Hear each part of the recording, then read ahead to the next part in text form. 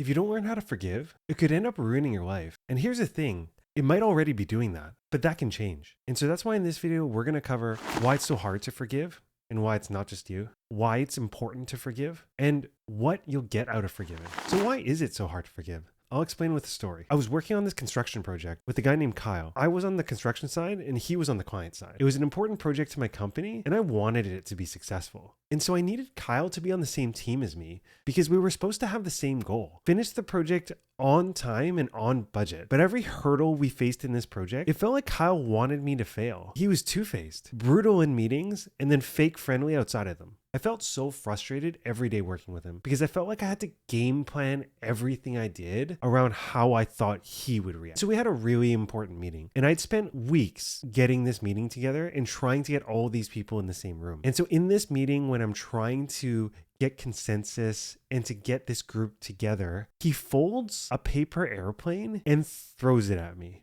100% serious, a grown ass man threw a paper airplane at me in the middle of a meeting, purely to humiliate me. And after that meeting, I really hated Kyle with every fiber of my being. And it took so much for me to keep it together. Sometimes people are grumpy. Sometimes people have bad days, but Kyle was just purely malicious. And at this point, for this total jerk, I just really wanted him to face some consequence. And that's what we struggle with, isn't it? We want to see people face the music because we have an innate sense of justice and we want to see that played out. And so that's why forgiving is hard, right? Because we don't want to let it go. We want them to face the music. So then you're probably wondering, why bother forgiving then? Kyle was a terrible guy. We've already established this. Even years after we finished the project, I still kind of hated the guy. I remember running into him at an event years after. And on the surface, I was all good. But under the surface, I was seething. And it's because it feels good to think this guy sucks. What a jerk.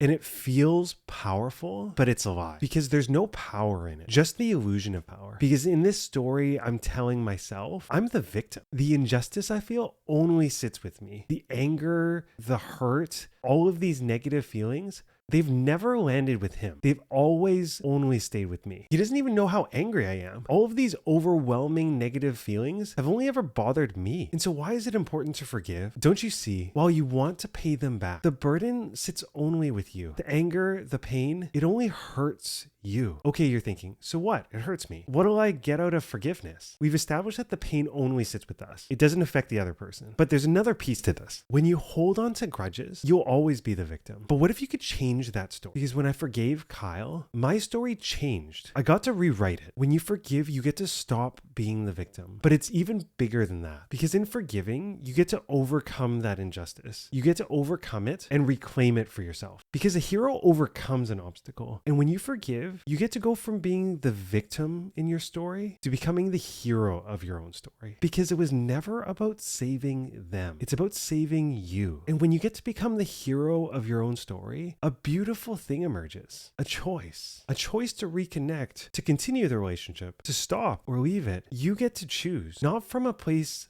of fear and brokenness, but from a place of wholeness, from your best self. That's the power of forgiveness. I mentioned earlier that the real power of forgiveness is that you can overcome, but you can still feel behind, and that can feel paralyzing.